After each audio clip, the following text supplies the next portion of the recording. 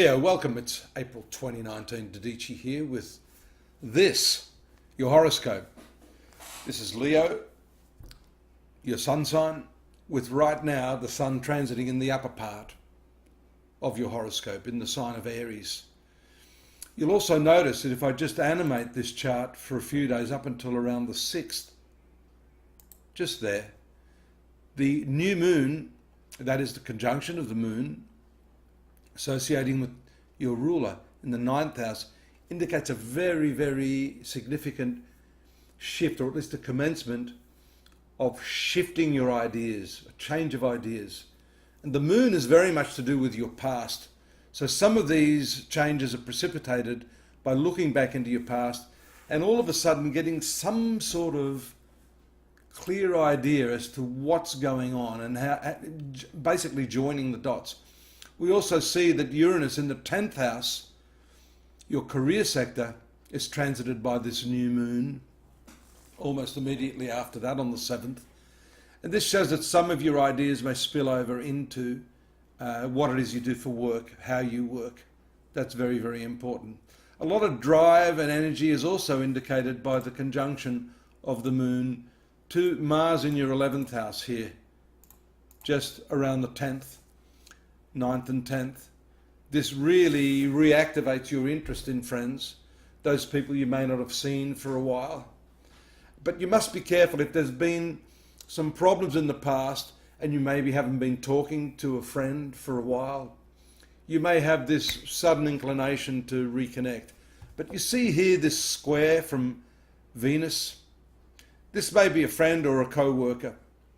Venus rules your work, generally social activities. But notice here how the square challenges you. You may find yourself back to square one there. You may involve yourself with someone again, hoping to set things aright, to make things good, only to find that you've acted on an impulse. That's the Venus-Mars aspect. The right angles to Mars often create an impulsive desire. On the spur of the moment you want to do something, only to find that it hasn't exactly worked out in your best interests. So be careful there, tread lightly, no harm in making contact, but don't jump in boots and all. You need to reappraise the circumstances through the response that you get from those people. There's an interesting conjunction here as well. And you notice, I like to pick those aspects. I'm not doing every single aspect here, but those ones that seem to be fairly strongly supported by other planets. Here we have a conjunction with your karmic planet, the North Node in your 12th house, spiritual house, fully supported by these trines from spiritual Neptune, Venus, Mercury, opposed by Saturn and Pluto, who they themselves are in the right angle to the Sun. Here we have a right angle to the Sun, again another one of those T-squares. So this is important when we see these T-squares playing out. These are the times of the month when, again, we see your belief systems, plans for travel, legal matters, higher education if you're studying. I have to touch on a lot of these different areas because unless I have your specific birth time and rising sign point, I can't be very, very specific about that. So I have to generalize to some extent. But we see all of those areas implicated here by the middle of the month, by that lunar placement.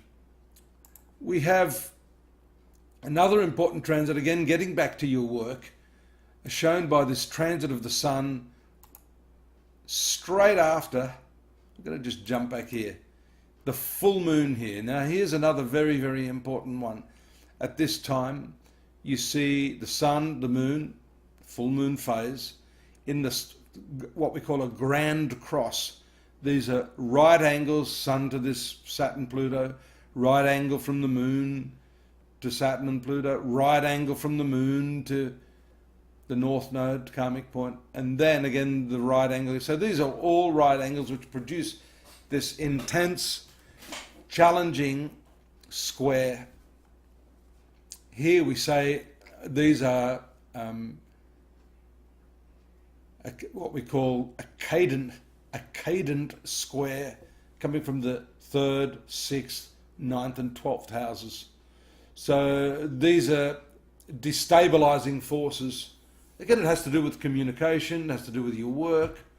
And then that Sun position shifts very quickly, again into another somewhat unstable, unpredictable, challenging conjunction with Uranus in the career sector of your horoscope. Now, actually, the Sun in this position is beautiful for you. It starts a 1 month phase where you can really elevate yourself. Your self-esteem is uplifted. It's sort of like version 2.0 of yourself. And some promotions or good news can come as a result of this transit, especially being in that close proximity of Uranus. By the way, Uranus rules your marital sector, business partnerships. It can indicate some changes, but I have a sense this is quite favourable. Also, why? Because of this exceptionally good triangular, what we call 120-degree trine from Jupiter, which is really one of your best planets, rules the 5th and also the 8th house of your horoscope. So this shows receipt of legacies, unearned cash that's been sitting there, commissions, wills, and other unexpected gains. Could be, if you're a salesperson, for example, an unexpected sale that gives you additional commission. So this is really nice towards the end of the month. 5th house moon is also indicative of some good fortune as it moves into that conjunction. 6th house is all things work matters around the 26th, 27th, and then the 28th, 29th, transiting back into this 7th house of partnerships, into a favourable aspect to these 2 points again that I mentioned in your work. So very nice for those of you wanting to secure business partnerships.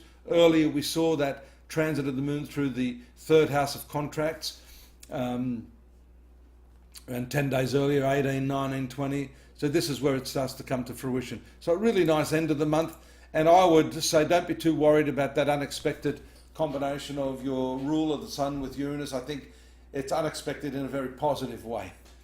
Join me again next month. I'm going to talk more about what's happening with these planets when they come up into the 10th house, your professional sector. Join me at astrology.com.au. There we have the more detailed analysis of what's going on this month, along with the year in focus. And I'm here if you want to find out more. Don't make yourself a stranger, and I'll see you next month. Bye-bye.